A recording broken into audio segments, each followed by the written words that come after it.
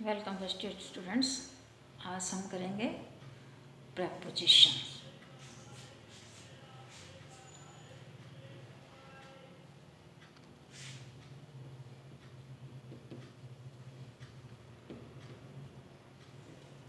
ये lesson number second का है।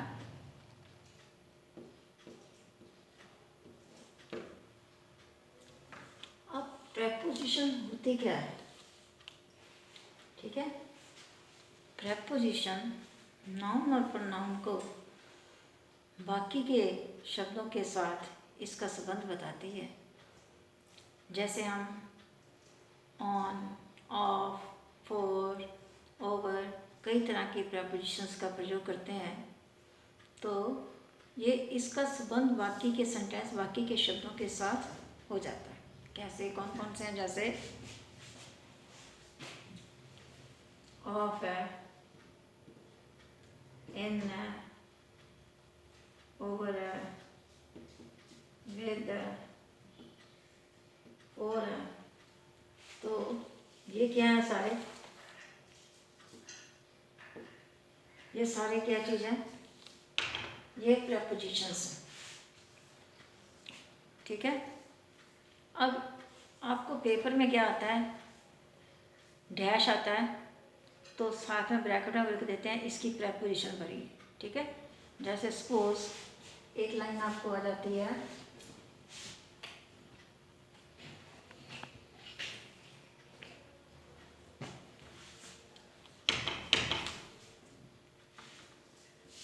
आई एम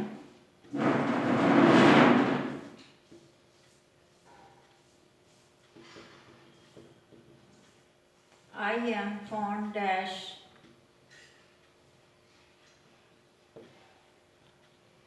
ठीक है, he is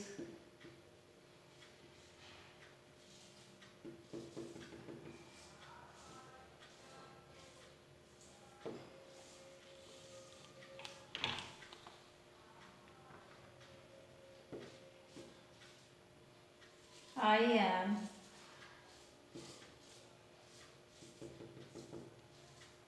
dash school। ठीक है, समझ आ रही? अब देखो, उन्होंने कहा है कि म्यूज़िक को मैं पसंद करता हूँ या मुझे म्यूज़िक का शौक़ है। ठीक है, तो इसमें यहाँ लिखा होगा ब्रैकेट में, आप प्रेपोजिशन भरिए। प्रेपोजिशन इसमें भी ऐसे लिखा होगा प्रेपोजिशन। तो हमने इसकी प्रेपोजिशन ये देखनी है कि किस तरीके से भरनी है हमने। आई एम फॉन्ड ऑफ, तो आप ऐसे लिख दीजिए। ठीक है, he is afraid of.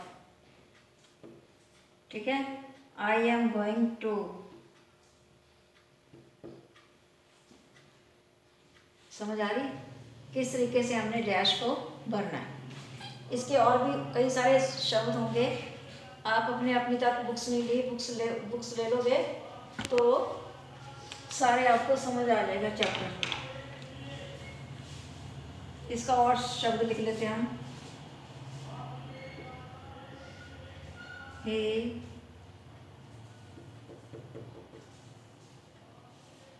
for his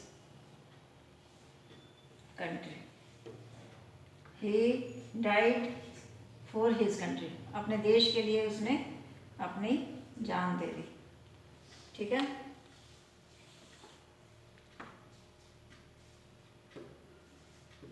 he is sitting on the bench. अब यहाँ ब्रैकेट में लिखा होगा प्रेपोजिशन, तो आपने क्या लिखना है? ऑन, बेंच के ऊपर।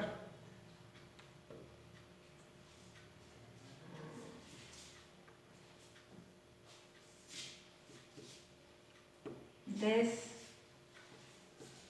बुक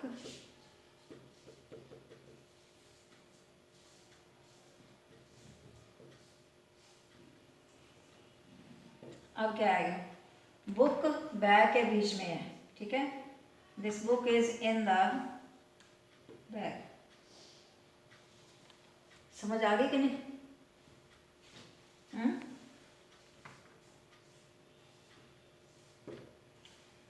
इसी तरीके से जितनी भी प्रेपोजिशन है वो सारे आप अपने, जब तक आप ये इसको अच्छी तरह याद नहीं करोगे तब तक नहीं आपको पता चलेगा।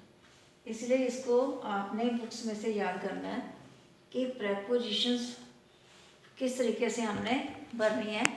डैश आता 1 नंबर का ही है, 1 या 2 नंबर का आता है, लेकिन हमें पढ़ना तो सारा पड़ेगा।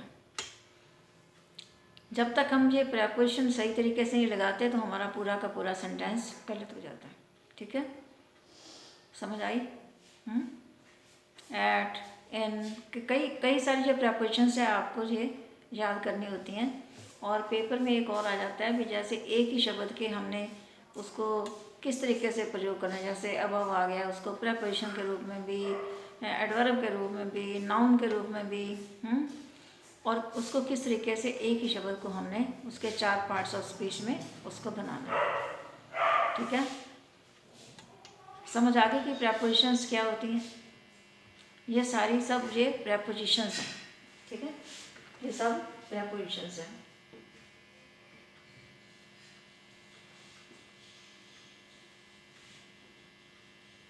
तो इसको आपने याद करना है।